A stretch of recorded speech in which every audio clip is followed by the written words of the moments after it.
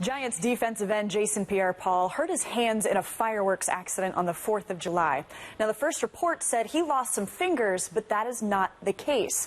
Another report said the Giants rescinded a $60 million deal for JPP. It's uncertain if that's true. So in order to help us cut through the noise, it's time to welcome our Giants insider, Ralph Vacchiano. And Ralph, to understand what the Giants are thinking about a deal, we need to know how bad JPP's injuries are. What can you tell us?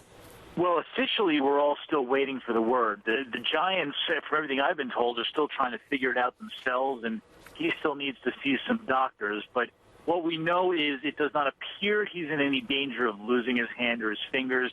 He does have some bad burns on a few of those fingers, some bad burns on his palm. There's actually apparently damage to both his hands, although one much less severe.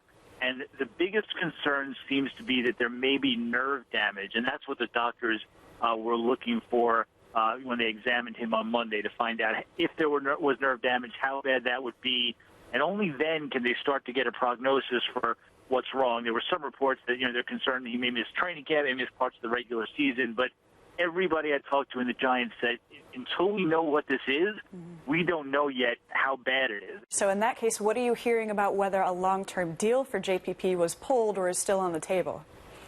Well, I don't think it was accurate, and I'm told that it wasn't accurate, that there was a $60 million offer that was pulled. That was reported earlier on Monday. What I am told, though, is that there's no chance of a long-term deal now. As the franchise player, he had until July 15th to sign a long-term deal. Otherwise, he'd play the season on the franchise tag, and he could start negotiating for another deal at the end of the season. I think the Giants were always prepared to have him play under the franchise tag. There was some hope that maybe they could strike a deal. Maybe, sometimes deadlines spark, some action. So maybe in the last days they'd be able to get something done. But they don't seem to have any interest in that now. They had enough concerns about his back. Now they've got concerns about his finger. It doesn't make any sense to have a long-term commitment for him. Whatever things they had talked about that were on the table are now off the table, and his only choice, which is still a pretty good one, is that one-year, $15 million tag. Okay, and I want to clarify that because they gave him the franchise tag this summer. He's their best pass rusher. Do you see a situation where the Giants would take away the franchise tag for JPP? I don't at the moment, and from what I've been told, they're not considering rescinding that offer.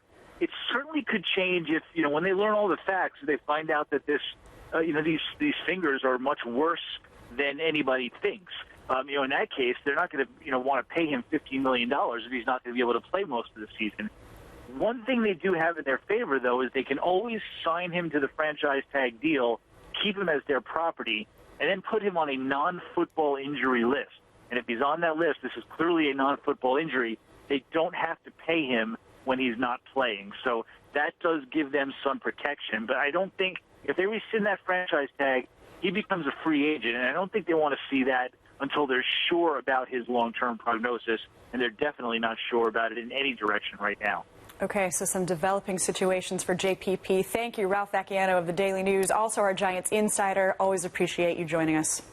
My pleasure, anytime.